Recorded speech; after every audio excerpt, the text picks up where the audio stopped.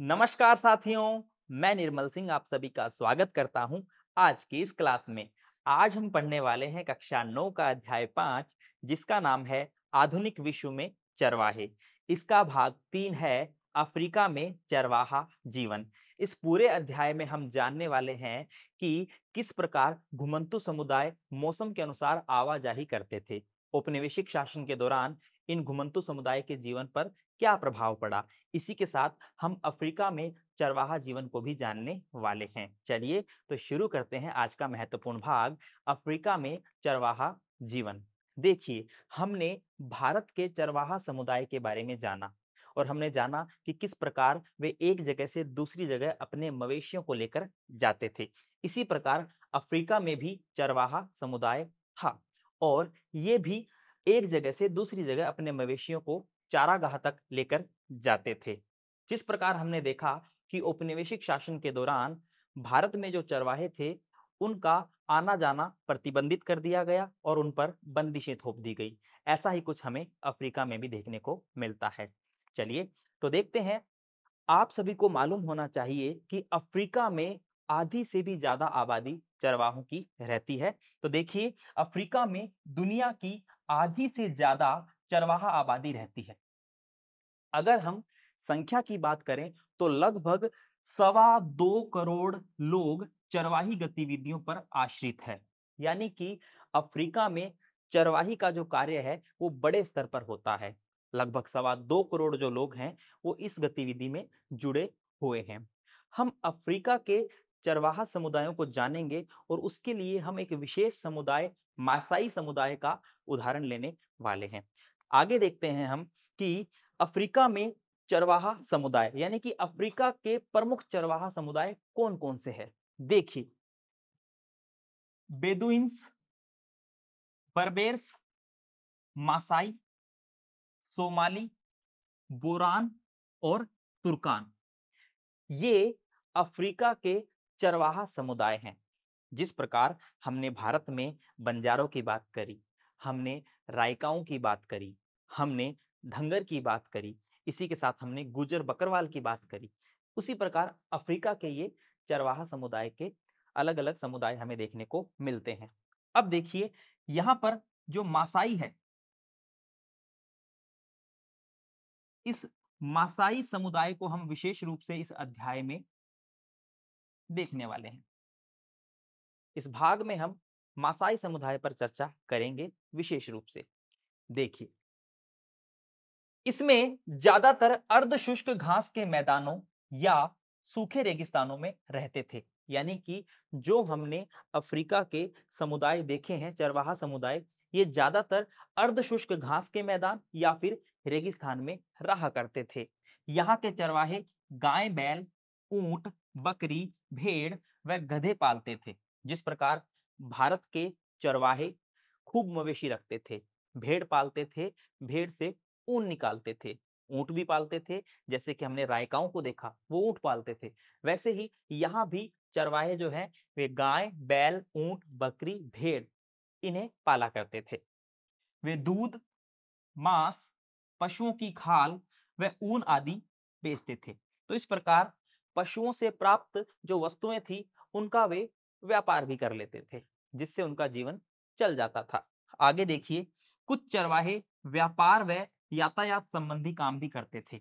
यानी कि चरवाहे चरवाही के साथ साथ अन्य कार्यों में भी संलग्न थे। ये बात हमें यहाँ से पता चलती है। हम देख रहे हैं कुछ चरवाही के साथ साथ खेती भी करते थे। यानी कि कुछ खेती का काम भी करते थे और पशुओं को चराने का काम भी किया करते थे। अफ्रीकी चरवाहों की जिंदगी में भी औपनिवेशिक और उत्तर औपनिवेशिक काल में गहरे बदलाव आए। यानी कि औपनिवेशिक शासन के दौरान और उसके बाद भी यहाँ के जो चरवाहा समुदाय है उनके जीवन पर प्रभाव पड़ता है। अब आप यहाँ कुछ समानताएं देखेंगे। जिस प्रकार भारत में भारत में चरवाहा समुदायों पर बंदिशें थोप दी गई, उसी प्रकार अफ्रीका में भी हमें ऐसी ही गतिविधियां देखने को मिलती है। एक जगह से दूसरी जगह आना जाना इनका रोक दिया जाता है, जैसा कि हमने भारत में देखा था। चलिए, इन परिवर्तनों को मासाई नाम के समुदाय से समझने की कोशिश करेंगे।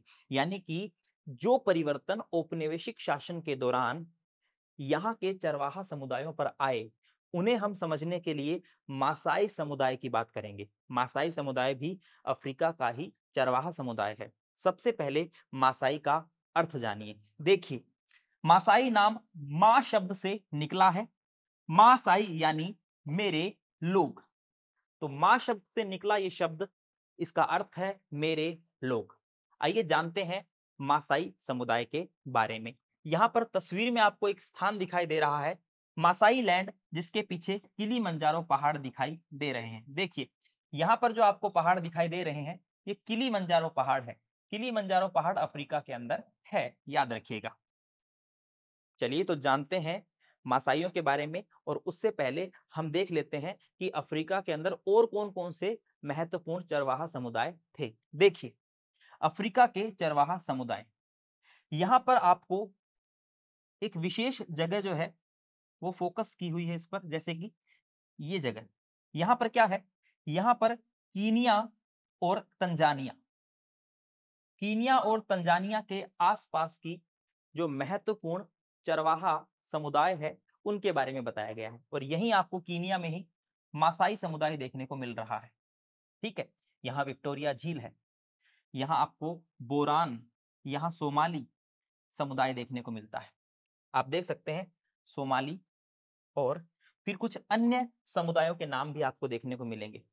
लेकिन मुख्य रूप से जिन समुदायों की हमने बात की है, उन सभी में मासाई समुदाय के उदाहरण से हम इस अध्याय में जानने का प्रयास करेंगे चरवाहों का जीवन किस प्रकार का था। देखिए, मासाई समुदाय, तो देखिए, जैसा कि हमें मालूम हो चुका है कि मासाई समुदाय जो है कहाँ रहा करता था, तो मासाई समुदाय अफ्रीका में, पूर्वी अफ्रीका के निवासी थे।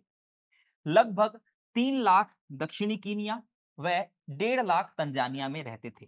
यानी कि इनकी आबादी के लगभग 3 लाख हम कीनिया में देखते हैं। अभी हमने पीछे मैप में देखा, जैसे कि ये देखिए, ये कीनिया वाला क्षेत्र है। यहाँ पर आप देखिए दक्षिणी कीनिया में देख रहे हैं, और कुछ यहाँ पर आप तंजानिया में भी देखने को आपको मिल रहे हैं। ठीक है, आगे देखते हैं।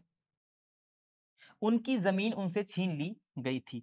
हम देखते हैं कि औपनिवेशिक शासन के दौरान जो सरकार होती है, वो इन पर भी तरह तरह के अत्याचार और बंदिशें लगाती है। इनकी जमीन इनसे छीन ली जाती है। आवाजाही पर पाबंदियां थोप दी गई। जिस प्रकार भारत में हमने देखा, उसी प्रकार यहाँ भी हमें देखने को मिल रहा है कि आवाजाही पर प्रतिबंध लगा दिया गया है। और आप सभी को पता है कि ये चरवाहे समुदाय तो एक जगह टिकते ही नहीं है, ये तो एक जगह से दूसरी जगह जाते हैं अपने मवेशियों को लेकर। आइए हम जान रहे हैं चारागाहों का क्या हुआ। अब देखिए, अगर इन्हें एक जगह से दूसरी जगह आने जाने से रोका जाएगा, तो फिर चारागाहों का क्या होगा? चारागाह जहां मवेशी चरा करते थे, उनका क्या होगा? आइए तो बात करते हैं कि औपनिवेशिक सरकार ने उन चारागाहों का क्या किया। देखिए, मसाइयों के चारागाह दिनों दिन सिमटते गए, यानी कि आकार उनका छोटा होता गया, क्योंकि उन चारागाहों पर अब औपनिवेशिक सरकार अपना कब्जा कर रही है। देखिए, औपनिवेशिक शासन से पहले मासाई लैंड का इलाका उत्तरी कीनिया से लेकर तंजानिया के घास के मैदानों तक फैला हुआ था। ये जो महत्वपूर्ण इलाका है, ये कहलाता था मासाई लैंड, याद रखिएगा। ठीक है, मासाई लैंड कहलाता था ये। 19वीं सदी के आखिर में यूरोप की साम्राज्यवादी ताकतों ने अफ्रीका में कब्जे के लिए मारकाट शुरू कर दी। साम्राज्यवादी ताकतें जो साम्राज्य विस्तार करना चाहती थी, और वे अलग अलग जगहें गई। जैसे कि हम देखते हैं यूरोपीय जो आगमन है वो भारत में भी होता है, भारत में भी बहुत सारी कंपनियां आती है। ठीक है, वैसे ही अफ्रीका में भी ये लोग आते हैं और मारकाट शुरू कर देते हैं कब्जा करने के लिए।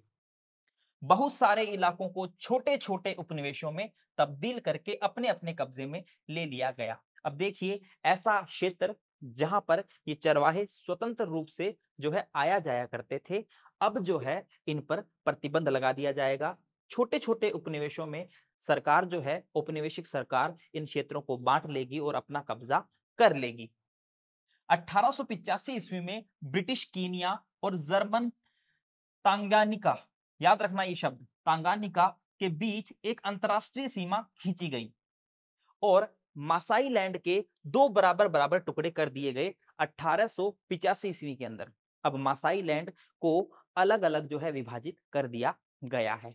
देखिए यहां पर तांगानिका के बारे में जानना जरूरी है। आखिरकार ये जगह कौन सी है और इसे वर्तमान में किस नाम से जाना जाता है। देखिए ब्रिटेन ने पहले विश्व युद्ध के दौरान उस इलाके पर कब्जा कर लिया जिसे जर्मन ईस्ट अफ्रीका कहा जाता था और 1919 में तांगानिका ब्रिटिश नियंत्रण में आ गया। 1961 में उसे आजादी मिली और 1964 में जंजीबार के विलय के बाद उसे तंजानिया का नया नाम दिया गया। यानी कि जिस तंजानिया की हम बात कर रहे हैं उसी का मतलब तांगानिका था, याद रखिएगा। आइए, तो हमने जान लिया तंजानिया के बारे में। अब हम आगे बात करते हैं मासाइयों के बारे में। देखिए तो मासाइयों को दक्षिणी कीनिया और उत्तरी तंजानिया के छोटे से इलाके में समेट दिया गया। यानी कि पहले हम देखते हैं कि मासाई जो है वो कीनिया में भी रह रहे हैं और तंजानिया में भी रह रहे हैं। अभी जो है उनके क्षेत्र जो है सिमटते गए हैं, उन्हें जो है छोटे से क्षेत्र तक सीमित कर दिया गया है। मासाइयों की जमीन का लगभग 60% हिस्सा उनसे छीन लिया गया। 19वीं सदी के अंतिम सालों में ब्रिटिश औपनिवेशिक सरकार पूर्वी अफ्रीका में भी स्थानीय किसानों को खेती के क्षेत्रफल को फैलाने के लिए प्रोत्साहित करने लगी। अब देखिए जो जमीन बंजर है या जहां पर खेती नहीं हो रही है, ठीक है, और सरकार क्या चाहती थी, खेती करवाना। क्यों? औपनिवेशिक सरकार जो है वो खेती पर बल दे रही थी। क्यों? क्योंकि औपनिवेशिक सरकार जो है वो अपना मुनाफा चाहती थी, खेती करके वो अपने व्यापार में वृद्धि करना चाहती थी। लेकिन जिन क्षेत्रों पर कब्जा किया गया वो क्षेत्र जो है कभी इन चरवाहों के चारागाह हुआ करते थे जहां ये अपने मवेशी चराते थे। लेकिन अब जैसे जैसे खेती का विस्तार होगा वैसे वैसे चारागाह सिमटते जाएंगे। आगे देखते हैं। खेती के प्रसार के साथ साथ चारागाह खेतों में तब्दील होने लगे। बहुत सारे चारागाहों को शिकारगाह बना दिया गया। अब हम यहां पर देख रहे हैं कि खेती का भी विस्तार हो रहा है और कुछ चारागाहों को शिकारगाह बना दिया गया और इन शिकारगाहों के अंदर जो है इन चरवाहों का आना जाना जो है पूरी तरीके से प्रतिबंधित कर दिया गया। ऐसे ही कुछ शिकारगाह के नाम हमारे सामने आते हैं, जैसे कीनिया में मासाई मारा व सांबरू नेशनल पार्क अस्तित्व में आए और तंजानिया में सेरेंगेंटी पार्क जैसे शिकारगाह अस्तित्व में आते हैं। और याद रखिएगा मैंने आपको बताया कि इन इलाकों में चरवाहों का आना मना था। यानी कि चरवाहों का जो क्षेत्र था जहां वे अपने मवेशी चराते थे उन्हें जो है तब्दील कर दिया गया शिकारगाह के रूप में और कुछ पर खेती करना शुरू कर दिया गया, जिससे चारागाह जो है वो सिमट गए, चरवाहों का जीवन जो है मुश्किल में पड़ गया। आइए आगे देख रहे हैं। देखिए आप देख सकते हैं यहाँ पर तस्वीर, इस तस्वीर में आपको दूर दूर तक जो है बंजर भूमि दिखाई दे रही है। आइए देखते हैं। सूखे और भोजन की सर्वाधिक कमी से ग्रस्त इलाका ओम्बोसेली नेशनल पार्क के आसपास पड़ता है। यानी कि यह जो इलाका है ये ओम्बोसेली नेशनल पार्क के आसपास हमें देखने को मिलता है। किलीमंजारो जल परियोजना भी इसी इलाके से होकर जाती है, लेकिन जहां रहने वाले समुदाय न तो पीने के लिए और न ही सिंचाई के लिए इस परियोजना के पानी का इस्तेमाल कर सकते हैं। तो देखिए बेचारे लाचार चरवाहा जो है वो अब किसी भी प्रकार से अपने चारागाहों का प्रयोग नहीं कर सकते हैं। उन पर जो है तरह तरह की बंदिशें थोप दी गई है। चलिए हम यहाँ पर देख रहे हैं कि किस प्रकार ये गाय बैल और अन्य पशुओं को पाला करते थे और उनसे प्राप्त जो वस्तुएं होती थी उन्हें बेचकर अपना गुजारा किया करते थे। लेकिन अगर पशुओं को चराने का स्थान नहीं मिलेगा तो पशु जो है वो भी कुपोषण के शिकार हो जाएंगे। ठीक है, तो देखिए परंपरागत रूप से मासाई घुमंतू और चरवाहा समुदाय के लोग होते हैं जो अपनी आजीविका के लिए दूध और मांस पर आश्रित रहते हैं। लेकिन अगर गाय को पर्याप्त मात्रा में घास नहीं मिलेगी, भोजन नहीं मिलेगा, तो फिर दूध भी इतना प्राप्त नहीं होगा। दक्षिणी पश्चिमी अफ्रीका में स्थित नामीबिया के काओकोलैंड चरवाहे परंपरागत रूप से काओकोलैंड और पास ही में स्थित ओवाम्बोलैंड के बीच आते जाते रहते थे। इन्हें भी आने जाने पर पाबंदी लगा दी गई। यानी कि मासाई के अलावा भी जो अन्य चरवाहा समुदाय है, उनके भी आने जाने पर, आवाजाही पर प्रतिबंध लगा दिया गया। ये बात भी याद यहाँ रखनी है। चलिए, अब हम देख रहे हैं सरहदें बंद हो गई। सरहदें बंद हो चुकी है, यानी कि वही बात कि चरवाहों के जो चरगाहे हैं वे सीमित हो चुके हैं। अब चारागाह सीमित हो चुके हैं, तो किस प्रकार मवेशियों को चरा जाए? आइए तो देखते हैं कि किस प्रकार मवेशियों को चराया जाएगा। देखिए, औपनिवेशिक सरकार ने चरवाहों की आवाजाही पर तरह तरह की पाबंदियां लगा दी। मासाइयों व अन्य चरवाहों को विशेष आरक्षित इलाकों की सीमाओं में कैद कर दिया गया। ये समुदाय इन आरक्षित इलाकों की सीमाओं के पार आ जा नहीं सकते थे। यानी कि अब जो है वो सरहदें बंद हो चुकी है। सरहदें बंद होने का मतलब अब ये एक जगह से दूसरी जगह अलग अलग सीमाओं में प्रवेश नहीं कर सकते हैं। ये बात आपको याद रखनी है। देखिए, वे विशेष परमिट लिए बिना अपने जानवरों को लेकर बाहर नहीं जा सकते थे। जिस प्रकार हमने देखा भारत में कि उन्हें परमिट लेना पड़ता था, चरवाहों को परमिट लेना पड़ता था और समय सीमा भी तय थी कि इतने समय में आपको वापस आना ही होगा। अगर उतने समय में वापस नहीं आते तो जुर्माना भुगतना पड़ता था। अलग अलग तरीके के पास बनाए गए, पशुओं पर टैक्स लगाया गया। वैसा ही कुछ हमें यहाँ भी देखने को मिल रहा है। परमिट हासिल करने के लिए उन्हें तरह तरह की बाधाओं का सामना करना पड़ता था। नियमों का पालन नहीं करने पर कड़ी सजा दी जाती थी। वैसी ही बात है जैसी भारत में हमने देखी, सजा का प्रावधान या फिर जुर्माना। चरवाहों को गोरों के इलाकों में पड़ने वाले बाजारों में दाखिल होने से भी रोका गया। उन पर व्यापारिक पाबंदी भी लगी। यानी कि जो गोरे हैं, यूरोपीय है, उन क्षेत्र में जो बाजार थे, वहां पर भी इन अफ्रीकी कालों, अफ्रीका में ज्यादातर लोग काले होते हैं, तो अफ्रीकी कालों का आना जाना प्रतिबंधित कर दिया गया। लेकिन फिर भी देखिए कि बिना इन अफ्रीकी कालों के श्रम के गोरे भी कुछ नहीं कर सकते थे। उन्हें इनकी मजदूरी की जरूरत पड़ती थी। देखते आगे देखते हैं।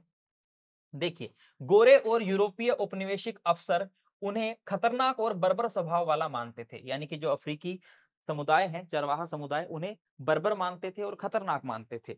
खानों से माल निकालने, सड़कें बनाने और शहर बसाने के लिए गोरों को इन कालों के श्रम पर ही भरोसा था। लेकिन अगर खानों से माल निकालना है, सड़कें बनवानी है, तो गोरों को इन कालों की जरूरत पड़ती ही थी। चरवाहे छोटे से इलाके में खुद को कैद सा महसूस करने लगे, क्योंकि इनकी सीमाएं जो है वो अब पूरी तरीके से सिमट चुकी है, सीमित हो चुकी है, सरहदें बंद हो चुकी है। तो चरवाहे अपने आप को छोटे से इलाके में हम कह सकते हैं कि कैद सा महसूस करते थे। चलिए, आगे हम देख रहे हैं, जब चारागाह सूख जाते हैं, यानी कि जब चारागाह सूख जाते हैं तब क्या स्थिति होती है, किस प्रकार मवेशियों को चराया जाता है, चारावाहों की क्या क्या स्थिति होती है, आइए देखते हैं। बारिश न होने पर चारागाह सूख जाते हैं। मवेशियों के सामने भुखमरी का संकट पैदा हो जाता है, क्योंकि मवेशी जो है वो चारागाहों में चरते हैं, लेकिन अगर बारिश नहीं होगी तो फिर मवेशी क्या चरेंगे, वो भूखे रहेंगे, उनके सामने भुखमरी का संकट आ जाएगा। मवेशियों को ऐसी स्थिति में किसी हरे भरे इलाके में ले जाना पड़ता था। अब आप खुद सोचिए कि मवेशी को हरे भरे इलाकों में ले जाया जाना तो आसान था, लेकिन अब कैसे लेके जाएं? बात पहले वाली नहीं रही है। औपनिवेशिक शासन के दौरान आने जाने पर बंदिशें थोप दी गई है। अब कैसे लेकर जाएं? लेकिन मासाइयों को एक निश्चित इलाके में कैद कर दिया गया था। वही बात, सरहदें बंद हो चुकी थी।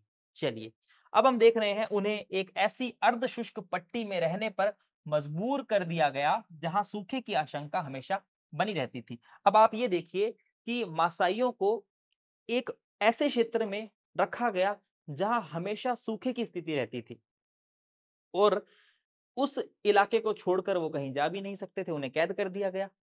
अब मवेशियों को कैसे चराया जाए, ये संकट सबसे बड़ा था।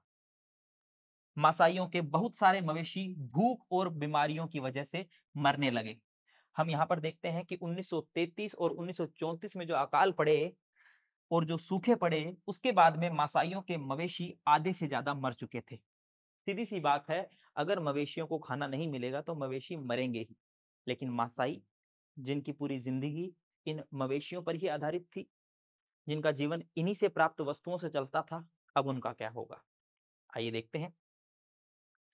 सब पर एक जैसा असर नहीं पड़ा, ठीक है। यानी कि हम यहाँ पर जो अलग अलग समुदाय देख रहे हैं, उन सब पर एक जैसा प्रभाव नहीं पड़ता है। सब पर अलग अलग परिस्थितियों के हिसाब से अलग अलग असर देखने को मिलता है। देखिए, औपनिवेशिक काल में अफ्रीका के बाकी स्थानों की तरह मासाईलैंड में भी आए बदलावों से सारे चरवाहों पर एक जैसा असर नहीं पड़ा था। तो ये बात आपको याद रखनी है कि सब पर एक जैसा प्रभाव नहीं पड़ता है। हमें यहां पर देखना होगा कि औपनिवेशिक शासन से पहले, उपनिवेश बनने से पूर्व बोल दीजिए, या फिर उपनिवेश बनने से पूर्व मसाई समाज दो सामाजिक श्रेणियों में बटा हुआ था। यानी कि मसाई समाज जो है अलग अलग दो सामाजिक श्रेणियों में बटा हुआ था। एक श्रेणी थी वरिष्ठ जन, जिन्हें एल्डर्स कहते थे, और एक श्रेणी थी योद्धा, जिन्हें वॉरियर्स कहते थे। योद्धा जो श्रेणी है उसमें जवान युवा लोग जो है वो शामिल थे। और वरिष्ठ जन की बात करें तो ये क्या किया करते थे, ये शासन चलाते थे, समुदाय से जुड़े मामलों पर विचार विमर्श करते थे। क्योंकि ये वरिष्ठ थे, इन्हें अनुभव था, तो ये विचार विमर्श करते थे, अहम फैसले लेने के लिए सभा करते थे। वहीं अगर योद्धाओं की बात करें तो योद्धा क्या करेगा, योद्धा लड़ाई करेगा, अपने कबीले की रक्षा करेगा, ठीक है, और दूसरे कबीले से जो है मवेशी उन्हें भी चुरा कर लाएगा। देखिए, कबीले की हिफाजत करना, समुदाय की रक्षा करना, दूसरे कबीलों से मवेशी छीनना। देखिए, ये जो योद्धा है, इन योद्धाओं की असली शक्ति तभी मानी जाती थी जब ये दूसरे कबीलों से मवेशी छीनकर ले आए। जब तक ये ऐसा नहीं करते थे तब तक इन्हें शक्तिशाली नहीं माना जाता था। तो ये बात भी आपको याद रखनी है। आइए, यहाँ पर हम तस्वीर में देख रहे हैं कि ये जो है योद्धा हैं, वॉरियर्स हैं, जो अपने हाथ में तलवारें ले रखी है। आप देख सकते हैं कि दिखने में ही ये कितने भयानक लग रहे हैं, है ना। चलिए, अब हम देख रहे हैं कि अंग्रेज सरकार ने कई मसाई उपसमूहों के मुखिया तय कर दिए। अब अगर इन मसाई उपसमूहों के मुखिया तय कर दिए गए हैं, तो जो वरिष्ठ जन है उनका क्या होगा। पहले तो वरिष्ठ जन ही तो क्या किया करते थे, वही तो फैसले किया करते थे, अलग अलग मामलों पर विचार विमर्श किया करते थे। अब जो है अंग्रेजों ने, या हम कह सकते हैं कि औपनिवेशिक सरकार ने क्या कर दिया, अलग अलग मुखिया तय कर दिए। अपने अपने कबीले के सारे मामले की जिम्मेदारी उन्हें ही सौंप दी गई कि भाई अब अपने अपने कबीले की जिम्मेदारी आपके ऊपर है। हमलों और लड़ाइयों पर पाबंदी लगा दी गई। अब आप देखिए कि योद्धा वॉरियर्स का काम क्या था, वॉरियर्स का काम था युद्ध करना, अपने कबीले की रक्षा करना। लेकिन अब क्या हुआ, पाबंदी लगा दी गई, तो वॉरियर्स क्या हो गए, एक प्रकार से वॉरियर्स की जो गतिविधि थी उन पर भी बंदिशें लगा दी गई, है ना। निष्क्रिय हो गए वॉरियर सब, और वरिष्ठ जन थे वो भी निष्क्रिय हो जाएंगे, उनका भी महत्व कम हो जाएगा जब ये मुखिया इंटरफेयर करेंगे। अब देखिए, वरिष्ठ जनों और योद्धाओं दोनों की परंपरागत सत्ता कमजोर हो गई। अब यहाँ पर दोनों की ही सत्ता कमजोर हो जाती है, क्योंकि युद्ध लड़ाई इन पर क्या लगा दिया जाता है, प्रतिबंध लगा दिया जाता है। और हम देख रहे हैं कि जो वरिष्ठ जन है वो भी अब ज्यादा सक्रिय नहीं रह पाते हैं मुखियाओं के चलते। समय बीतने के साथ औपनिवेशिक सरकार द्वारा नियुक्त किए गए मुखिया माल इकट्ठा करने लगे। अब ये जो मुखिया है ये माल इकट्ठा करने लग जाते हैं, इनके पास में इनकम का अच्छा सोर्स हो जाता है। देखिए, उनके पास नियमित आमदनी थी, और वो उस आमदनी से जानवर भी खरीद सकते थे, साजो सामान खरीद सकते थे, है ना। तो वे जानवर, साजो सामान और जमीन खरीद सकते थे।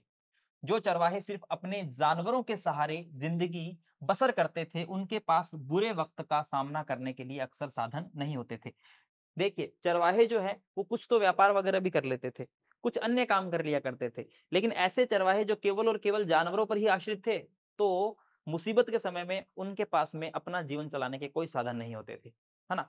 क्योंकि अब चरवाहों का जीवन जो है वो सिमट चुका है, सरहदें बंद हो चुकी है, एक जगह से आने जाने पर पाबंदी लग चुकी है। युद्ध और अकाल के दौरान उनका सब कुछ खत्म हो जाता था। तो इस प्रकार हम देख रहे हैं कि चरवाहों के जीवन पर किस प्रकार बुरा असर पड़ता है। उन्हें काम की तलाश में आसपास के शहरों में शरण लेनी पड़ती थी। कुछ कच्चा कोयला जलाने का काम करते थे, और कुछ जिनकी किस्मत थोड़ी अच्छी होती थी तो उनको अच्छा काम मिल जाता था, जैसे कि सड़क या भवन निर्माण कार्यों में काम मिल जाता था। इस प्रकार अमीर और गरीब चरवाहों के बीच नया भेदभाव पैदा हो गया। ठीक है, अब ये जो पूरा भाग था, इसमें हम क्या निष्कर्ष देखते हैं?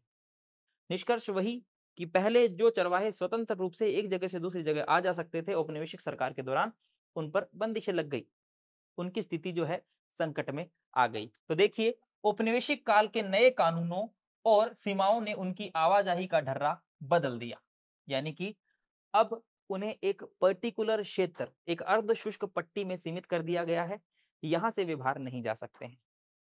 अब आने जाने पर बहुत सी बंदिशें थोप दी गई, इसलिए वे नए चारागाहों की तलाश भी नहीं कर सकते। अब एक चारागाह जो है वो सूख गया, तो दूसरे किसी हरे भरे चारागाह की तलाश में भी वे नहीं जा सकते हैं।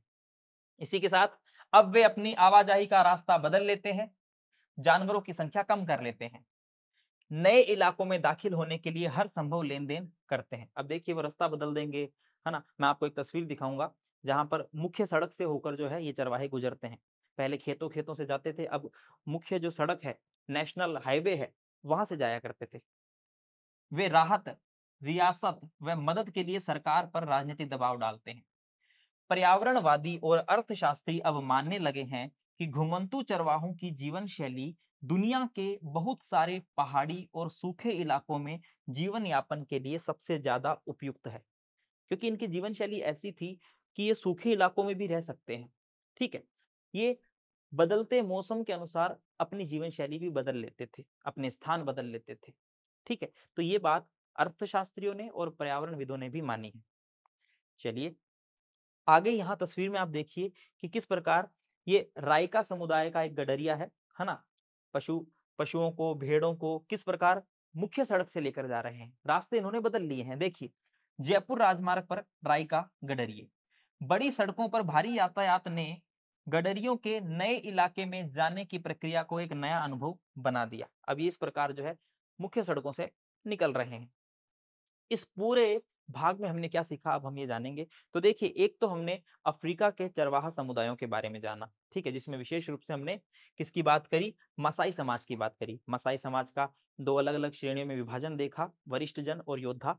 सारी बातें हम जान चुके हैं, लेकिन अभी मूल्यांकन करना बाकी है। चलिए तो मूल्यांकन कर लेते हैं। देखिए, पहला प्रश्न है, सेरेगेंटी नेशनल पार्क किस देश में है? अमेरिका में, अफ्रीका में, ईरान या भारत में? तो हमने देखा कि कुछ शिकारगाह हमारे सामने आते हैं। सेरेगेंटी नेशनल पार्क जो है ये अफ्रीका के अंदर है।